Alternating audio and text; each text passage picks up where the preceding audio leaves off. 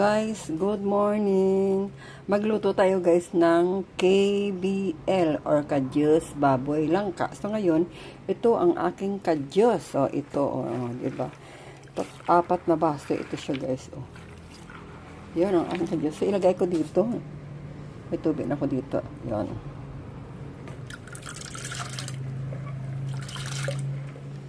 Bago na ko guys uwi. Galing sa palengke ng Pabiya kasi meron akong bisita dito mamaya. So, magluto ako guys ng KBL.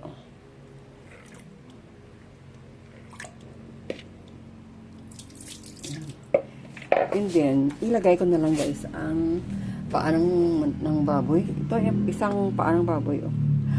Nakalagaan ito siya guys, pero ikuan ko siya, nakalagaan ito siya, pero ikuan ko nandito, isabay ko na lang dito, parang tigas pa.